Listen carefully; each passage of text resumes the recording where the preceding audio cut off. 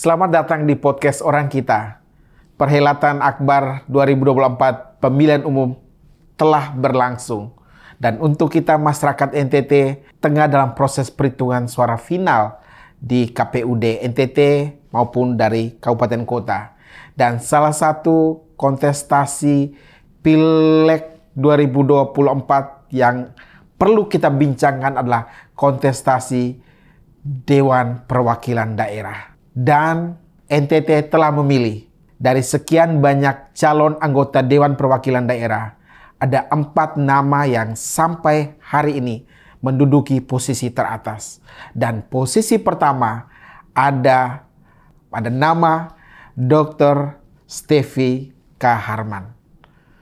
Kita ucapkan selamat Dr. Stevi, 180.000 suara seperti jumlahnya. Sampai saat ini kemarin memang terakhir update itu di 2 hari lalu, dan itu di posisinya 200-an. Saya malah agak lupa sendiri. 200-an ribu ya? Ya. Gimana perasaan Dr. Stevi nih?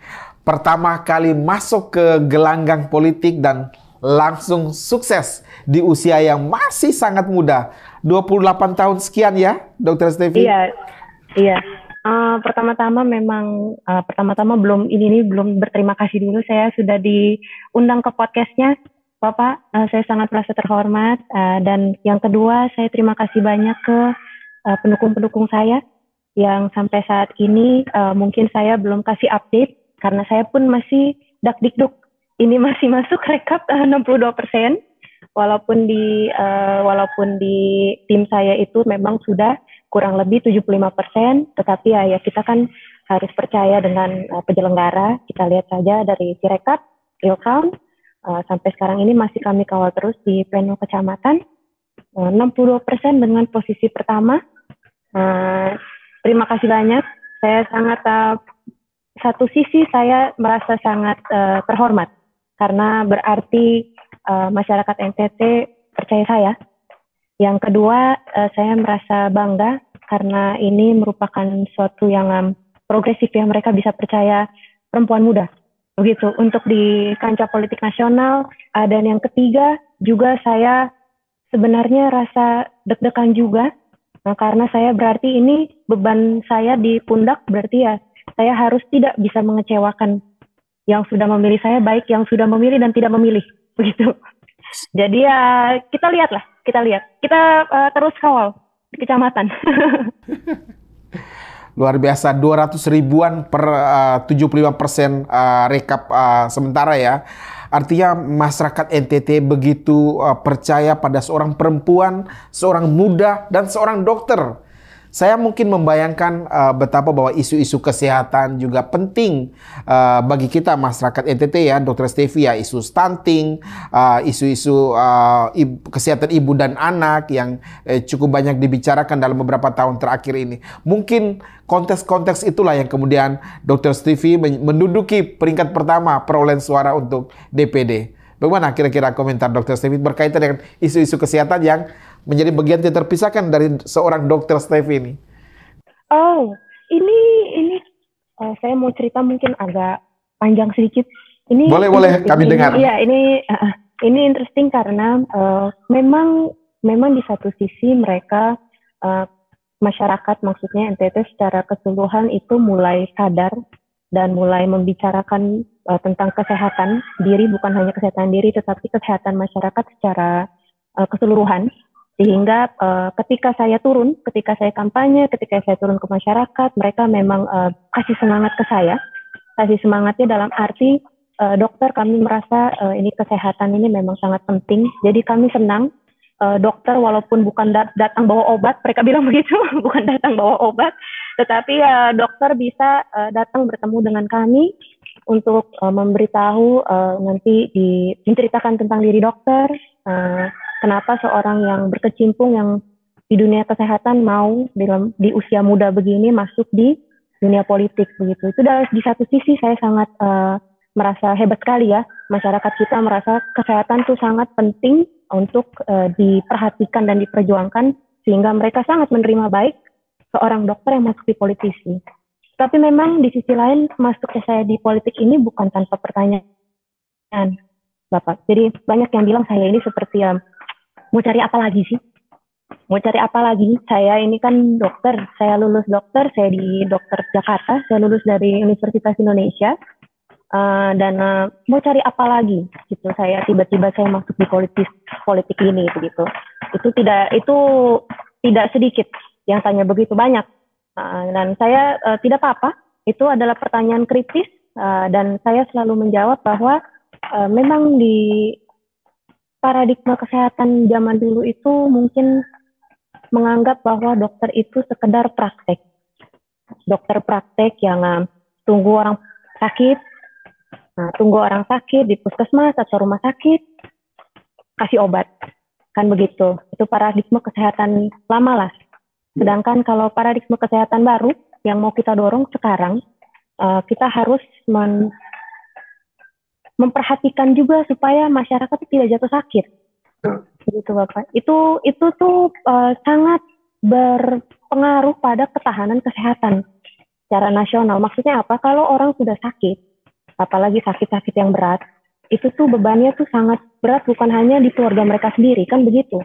Yang merasakan sakitnya itu bukan hanya diri sendiri dan keluarganya saja tidak, tetapi negara juga. Karena negara itu kan harus turut bertanggung jawab atas itu kesehatan warga negaranya, ya, termasuk di BPJS ini. Makin banyak yang sakit, berarti kan BPJS bebannya makin besar. Kan begitu. Sekarang paradigmanya itu baru, mencegah supaya masyarakat itu tidak jatuh sakit, dan bagaimana cara untuk memperhatikan kesehatan suatu individu bukan hanya melihat individunya itu saja, tetapi melihat masyarakatnya secara keseluruhan. Masyarakat itu ya dibentuk oleh sosial, budaya, dan juga hukum, gitu. Saya menjelaskan itu pelan-pelan. Saya masuknya mungkin Bapak dan Mama tidak lihat saya di puskesmas, saya selalu bilang begitu. Bapak dan Mama nanti akan lihat saya berjuangnya di yang atas, begitu, di bagian hukumnya, begitu. Dan semoga Bapak dan Mama tidak kecewa dengan apa yang saya perjuangkan, begitu. Saya selalu saya jelaskan. Keren Dokter Stevi. Karena saya membayangkan apa yang disampaikan Dokter Stevi kepada ibu-ibu bapak kita atau saudara-saudara kita di NTT selama masa kampanye 3-4 bulan kemarin tuh. Saya jadi teringat Hippocrates, bapak kedokteran kita ya, di bawah. Dia adalah seorang filsuf juga yang betapa mencintai esensi kehidupan manusia, yang kemudian menyampaikan bahwa kesehatan itu bagian tidak terpisahkan, bagian integral. Dan perjuangan kita tahu bahwa Hippocrates dan para pemikir dulu ya, para dokter-dokter dari zaman Yunani kuno dan seterusnya, itu mereka para filsuf, orang-orang yang kemudian memahami ini esensi penting dari kehidupan ini, unsur kesehatan ini. Begitu juga Kak Dokter? Iya, karena begini Bapak, memang saya pikir-pikir, kalau saya dokter, saya itu diajarkan kan bagaimana seorang dokter bisa mendiagnosis suatu penyakit, begitu. Apa yang saya akan lakukan nanti ya, mirip-mirip, saya akan mendiagnosis bukan penyakit individu, tapi saya akan mendiagnosis penyakit suatu daerah, kan begitu. Penyakit suatu daerah apa?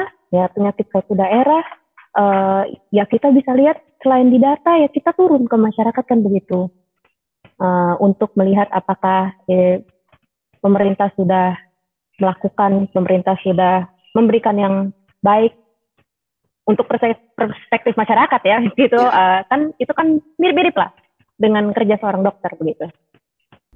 Ya, betul sekali bahwa tadi yang disampaikan dokter adalah tugas seorang anggota Dewan Perwakilan Daerah memang berdasarkan konstitusi adalah memperjuangkan kebijakan-kebijakan isu daerah berkaitan dengan banyak hal ya, termasuk kepentingan NTT di masa depan. Dr.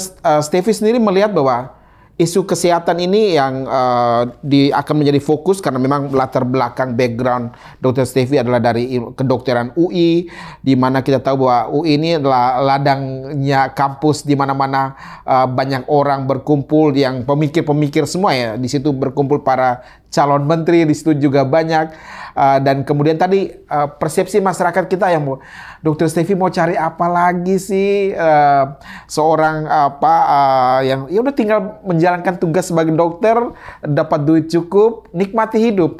kegelisahan seperti apakah yang membuat Dokter Stevi, gue tinggalkan kenyamanan seorang dokter, gue masuk nih di aspek politik yang mungkin sedikit berdarah-darah di aspek awal. Saya tahu masa kampanye pasti masa yang berat, Dokter Stevi. Meninggalkan kenyamanan, comfort zone tadi, ke gelanggang politik. Apa yang membuat Dokter Stevi lakukan itu? Oh, itulah.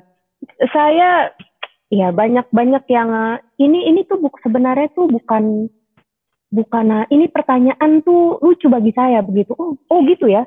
Dibilangnya tuh meninggalkan comfort zone ya. Begitu saya pertama sempat kaget. Bapak pas saya ditanya begitu. Oh begitu ya. Jadi meninggalkan comfort zone ya untuk masuk ke kampanye ini. Oke, begitu. Saya tidak bisa lepas Bapak perjalanan hidup saya ini dari kan mungkin orang-orang mungkin ada yang belum tahu kalau bapak saya adalah Bapak Beni. Bapak Beni Kaharman itu kan beliau 4 periode DPR RI dan sebenarnya dia lebih dari DPR RI. Sebelum masuk di DPR RI pun beliau sudah turut serta menjadi aktivis kan begitu. Jadi memang seluruh hidupnya itu bahkan jurnalis kan wartawan gitu. Jadi seumur hidupnya itu beliau selalu memperjuangkan apa yang bisa diperbaiki di negara ini, begitu. Nah, itulah yang selalu diajarkan oleh Bapak ke anak-anaknya. Kan kami tiga perempuan semua. Nah, kami memang karena Bapak sudah merantau sejak sejak kuliah ke Jawa, sehingga kami pun lahir di Jakarta. Memang benar begitu. Tetapi yang mungkin orang-orang tidak tahu, itu kami itu setiap tahun selalu pulang. Kami selalu pulang. Kami kan orang Lupuk Manggarai. Jadi kami selalu pulang. Ibu orang Maumere. Jadi setiap tahun kami selalu meluangkan waktu untuk pulang ke Manggarai, selalu meluangkan waktu untuk pulang ke Maumere. Dan kita itu pulang bukan sekedar liburan. Jadi pertama-tama dulu tuh ketika kami masih kecil-kecil, SD, SMP, kita tuh suka bingung gitu loh. Ini Bapak pulang katanya mau liburan. Tetapi kita itu nggak libur ke tempat, misalkan kalau dulu kan Labuan Bajo belum terlalu begini nih. Kita dulu tuh masih Wairebo lah, masih Liang Bua, masih lihat Liang Bua, masih lihat pantai yang ada di pinggiran Iteng itulah. Itu tuh tapi kita bukan ke tempat-tempat yang seperti itu, tapi kok kita kunjung rumah-rumah orang. Kita tuh bingung gitu loh. Kunjung rumah, ngapain ini kunjung rumah orang, terus kumpul banyak orang. Liburan jenis apa nih liburan kayak begini? Ini apa ya, liburan apa ya? Kok ini kumpul orang, baru abis itu Bapak mulai omong di depan. Nah, kami saat itu belum tahu, ternyata Bapak itu mengajak kami sedang reses. Kami tidak tahu. Kami tidak tahu. Jadi ya yang lain mungkin adik-adik masih jalan di luar, Bapak yang ajak misalkan saat ini targetnya ke SMP ini resesnya. SMP A atau ke Puskesmas B, itu biasanya saya yang ikut. Nah dari situ saya lihatlah, Bapak berdialog dengan masyarakat dan masyarakat menyampaikan keluhannya mereka, dan saya pikir ya keluhan di NTT itu banyak gitu, dan Bapak ingatkan, kamu lihat, kamu ini beruntung, Bapak sudah termasuk salah satu perantau yang bisa menyekolahkan kamu. Bapak selalu bilang begitu, bisa menyekolahkan kamu. Tetapi kamu ingat, ini ada orang-orang yang mungkin belum bisa seberuntung kamu. Gitu. Kamu bisa buat apa untuk orang-orang ini? Apa yang kamu dapatkan selama perjalanan ini? Kita disuruh tulis tuh. Kita disuruh tulis. Lah. Kita bingung, wah ini apa liburan kayak begini? Begitu loh.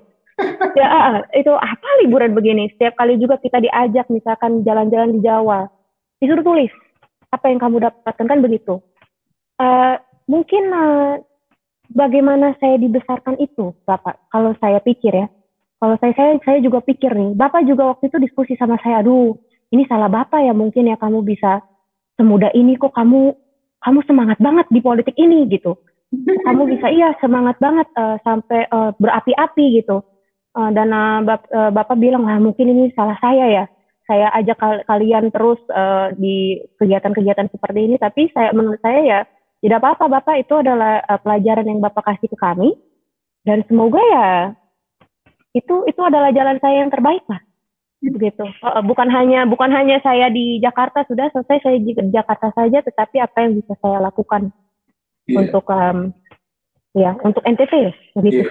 Keren-keren. Itu yang saya juga lihat di diksi-diksi yang Dr. Steffi pakai di sejumlah konten TikTok yang tersebar ya. Kalau kita lihat di algoritma TikToknya Dr. Steffi, ini kekuatan Dr. Steffi di media sosial juga tinggi ya. Selain bahwa kita masyarakat NTT juga Dr. Steffi datang secara langsung tatap muka, tapi kekuatan Dr. Steffi antara lain juga kekuatan di media sosial, terutama TikTok ya. Saya melihat catatan saya itu sekitar 3 jutaan views keseluruhan konten Dr. Steffi selama 4 bulan terakhir ini yang dilihat oleh warga NTT, oleh warga netizen yang kemudian mengakses itu dan mereka kemudian menetapkan pilihan kepada Dr. Steffi. Apakah memang Dr. Steffi sedari awal menyadari kekuatan digital ini? Dr. Steffi? Jadi memang di saat awal kami maju, kami itu memang mengadakan analisis tentang saya. Jadi SWOT, analisis SWOT namanya Strength, Weakness, Opportunity, Threat. Kekuatan saya, kelemahan, kesempatan apa, peluang apa, dan apa yang bisa menjadi ancaman bagi saya begitu. Dan lucunya media sosial adalah weakness saya. Jadi saya itu tidak suka, Bapak. Maksudnya apa ya? Saya tidak suka menunjukkan kegiatan saya sehari-hari dalam satu konten begitu. Jadi itu yang dimasukkan ke dalam weakness. Jadi kalau Bapak perhatikan di konten TikTok saya, itu jarang yang maksudnya saya hadapkan kamera ke muka saya lalu Tidak. Iya, jadi saya jarang seperti itu karena saya masih, nah itu yang kalau bilang keluar dari comfort zone tuh itu malah yang saya itu karena saya tidak terbiasa untuk main media sosial. Sedangkan itu adalah dan itu thread dimasukkan ke dalam thread oleh analisis tim saya, ya yang lain pasti main TikTok. Pasti main TikTok, pasti main Facebook, mereka akan menunjukkan apa yang mereka lakukan begitu. Jadi sebenarnya Bapak, saya sangat bersyukur itu TikTok, saya tidak sangka itu. Saya tidak sangka. Jadi yang awalnya menjadi ancaman ternyata menjadi kekuatan ya, Dokter ya. Itulah, makanya saya tadi saya bilang ya kita boleh making plans, membuat rencana ya, tapi ya kita tidak tahu ujung-ujungnya malah itu yang menjadi kekuatan saya begitu. Saya dikasih tahu justru sama itu, mohon maaf bagi ya mungkin tidak saya jawab atau apa karena itu bukan saya yang pegang. Betul. Jadi saya mau mengambil kesempatan ini juga untuk kasih tahu. Jadi mohon maaf kalau misalkan saya tidak jawab atau saya tidak like atau saya tidak apa gitu karena itu bukan saya yang pegang. Jadi kalau kurang interaktif nanti ya kalau ada saran seperti itu nanti saya mencoba. Karena memang konten-konten yang ada di TikToknya Dr. Steffi itu memang konten bukan dedicated konten untuk TikTok, tapi konten yang dimana Dr. Steffi berada di hadapan publik ketika lagi campaign menjelaskan sesuatu, itu ditangkap oleh timnya Dr. Steffi dan kemudian diupload. Artinya memang keseharian Dr. Steffi di era campaign ya, di masa kampanye ya. Itu iya. Jadi ya memang saya itu sudah 3 tahun di Labuan Bajo, Bapak. Saya sudah 3 tahun, saya sejak 2020 itu saya internship, saya kerja di Kupang. Sejak 2020 itu sampai sekarang ini saya lebih banyak itu di Labuan Bajo dan di Kupang. Itu yang orang belum tidak tahu. Jadi saya kerja paruh waktu klinik, untung saja klinik saya bisa paruh waktu. Tetapi saya lebih banyak untuk di sini. Kenapa? Karena saya ada peternakan, Bapak. Wow. Jadi saya malah mengurus itu. Gitu. Saya malah mengurus peternakan saya dan tolong didoakan saya sekarang ini sedang mengembangkan peternakan babi.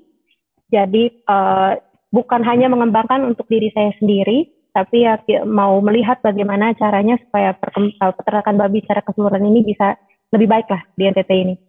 Jadi itu yang masih saya kembangkan Bapak sekarang. Siap, menarik.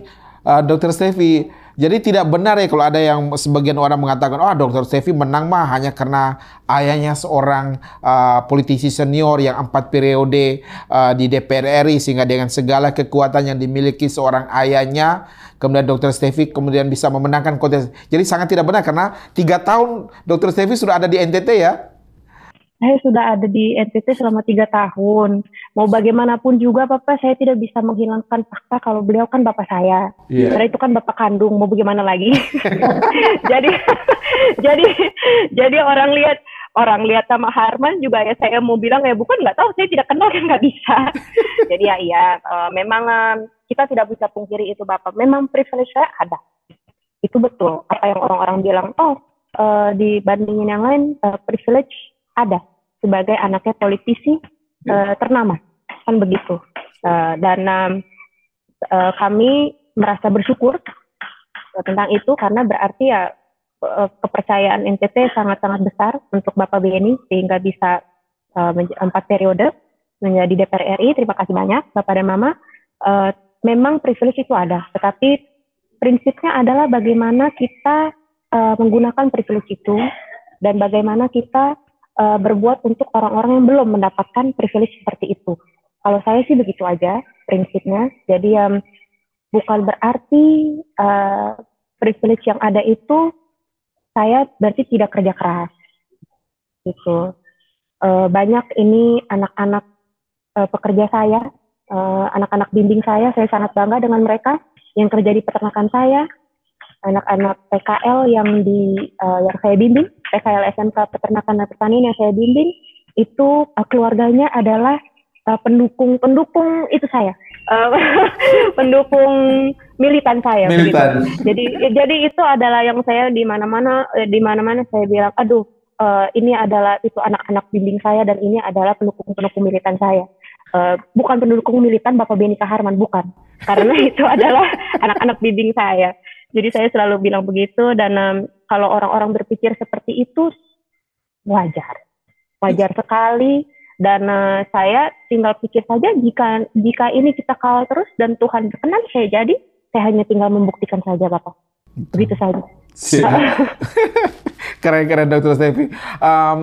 Dr. Stevi, ini kan seorang ayah ini benar-benar yang memang sangat famous ya, terkenal lah, tokoh nasional yang berasal dari Manggarai, dari Nusa Tenggara Timur, tokoh kebanggaan kita yang ketika menyebut nama seorang Beni Kaharman yang sejak dari mahasiswa Universitas Indonesia di Fakultas Hukum, melanjutkan S2 dan kemudian doktor, kemudian ikut mendirikan YLBHI, lalu masuk kemudian sempat jadi wartawan ya kalau tidak salah ya, dan kemudian masuk ke politik. Ini seorang sosok yang menjadi milik Flores, milik Nusa Tenggara Timur.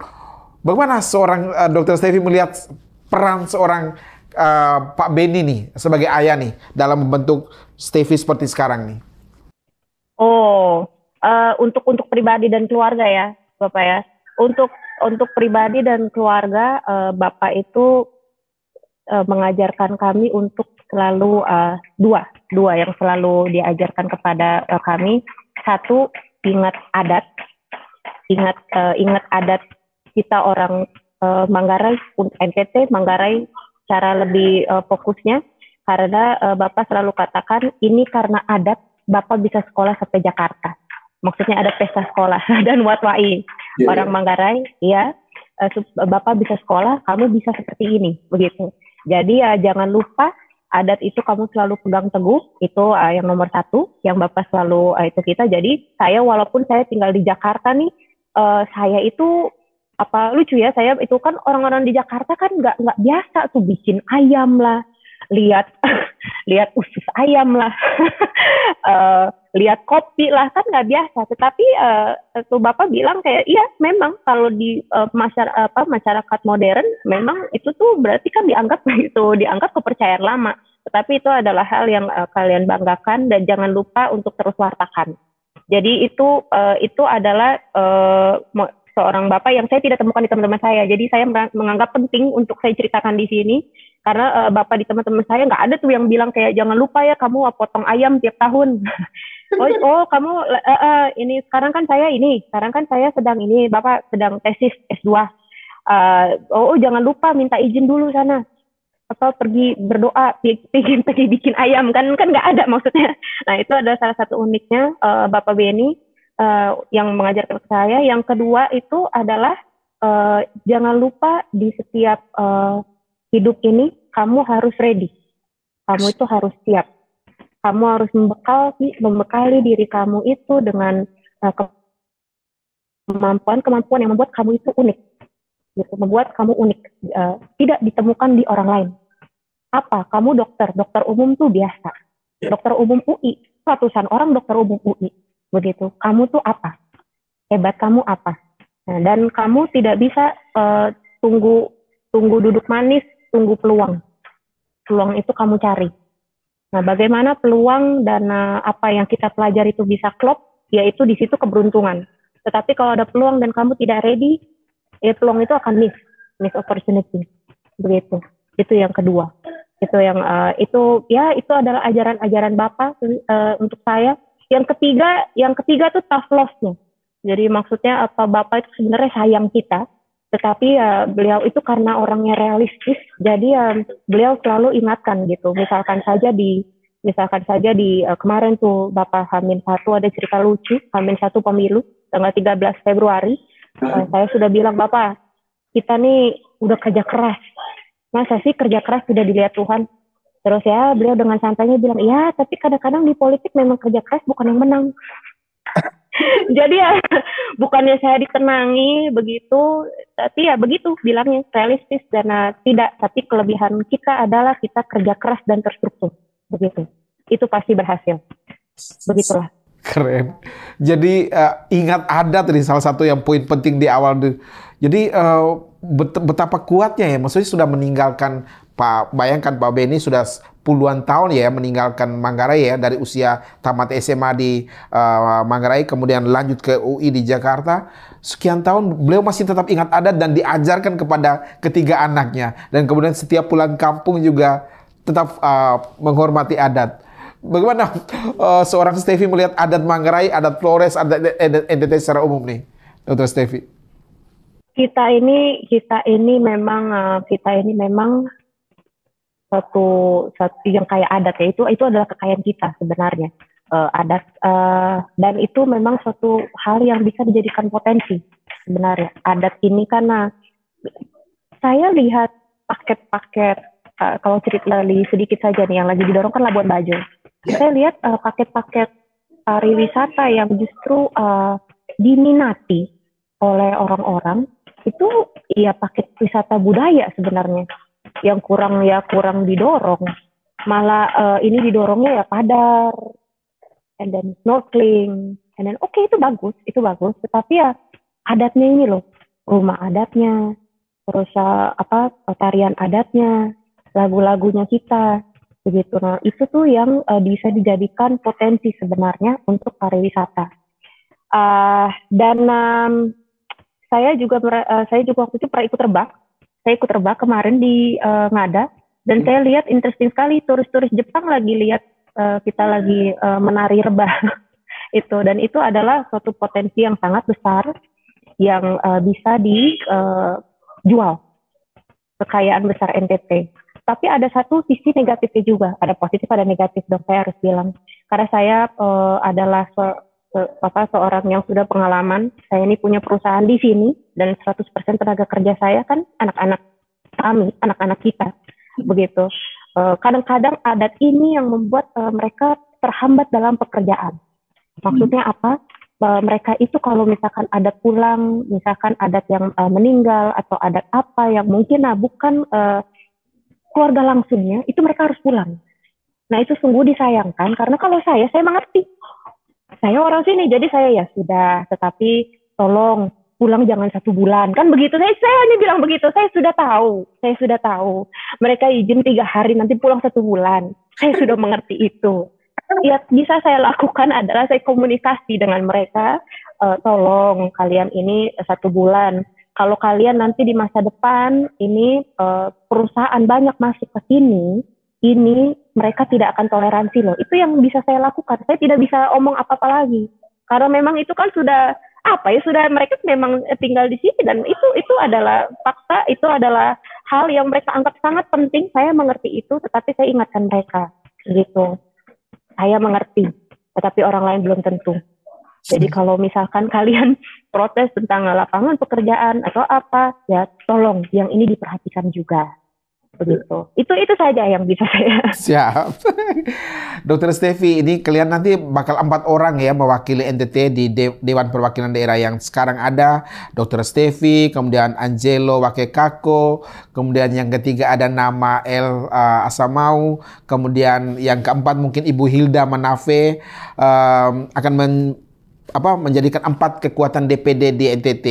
Kemudian ada 13 anggota DPR RI asal NTT, 7 dari Dapil NTT 2 dan 1 dari Dapil NTT 1 ya.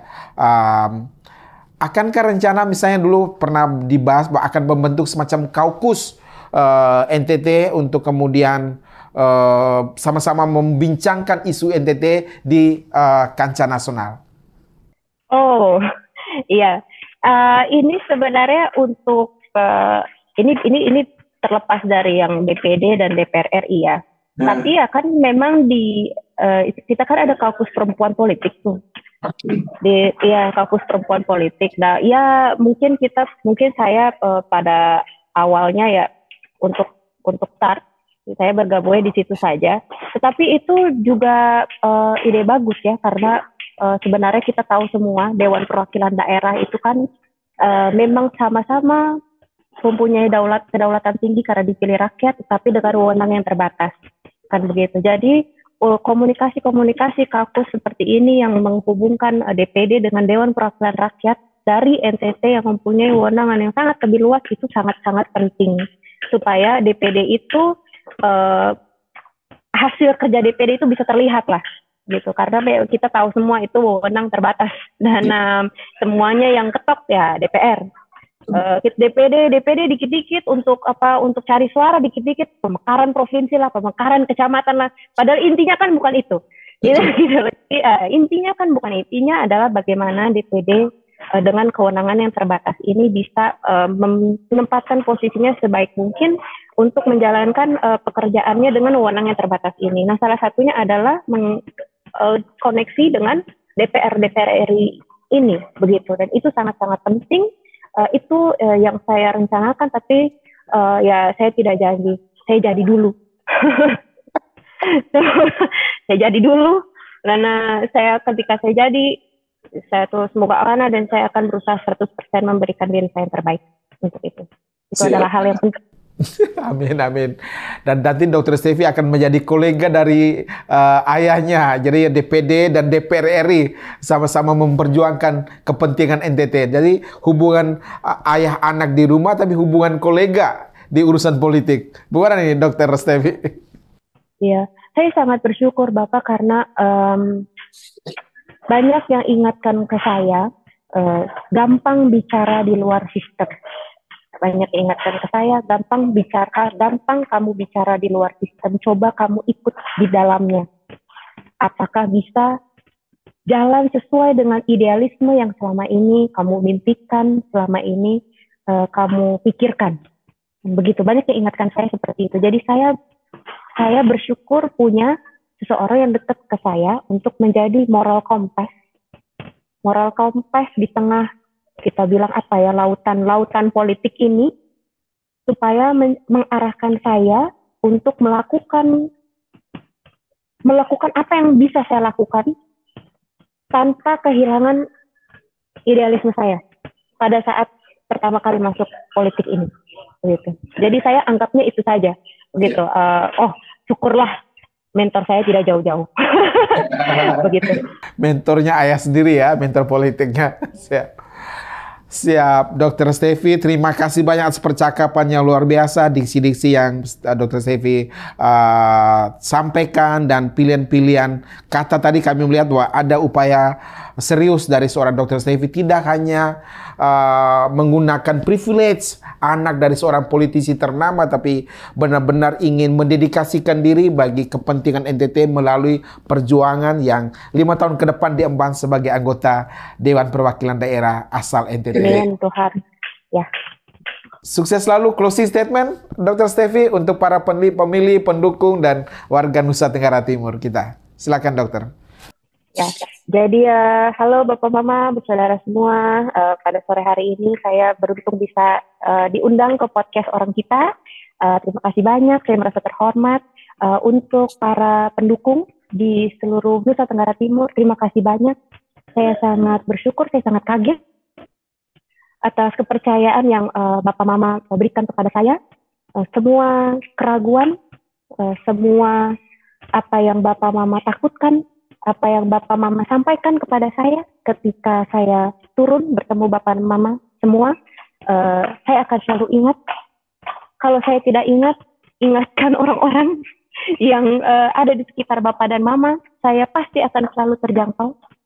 Saya, Bapak Mama semua tidak mau janji banyak, tetapi Bapak Mama, jika saya sudah diberikan kepercayaan, saya akan menjalankan 100, kalau bisa 1000%. Dan bagaimana cara saya bisa menjalankan selama 1000%? Berarti saya butuh dukungan Bapak Mama dan saudara semua. Tunggu saya, tunggu karya saya nanti selama 5 tahun ke depan. Semoga Tuhan memberkati semua. Amin. Sehat selalu. Amin. Terima kasih banyak Dr. Stevi. Selamat bekerja, salam sehat, salam sukses, dan selamat terus mengembangkan usaha-usahanya, baik itu di klinik kesehatan maupun di usaha seperti tadi peternakan babi dan lain-lain yang tentu saja memberdayakan masyarakat kita, adik-adik kita, anak-anak kita di Nusa Tenggara Timur. Amin. Titip salam untuk semua staf Orang Kita. Sehat selalu. Sehat selalu Dr. Stevi. Terima kasih banyak dan salam hormat untuk kita semua, salam sehat untuk kita semua. Demikian podcast Orang Kita. Terima kasih.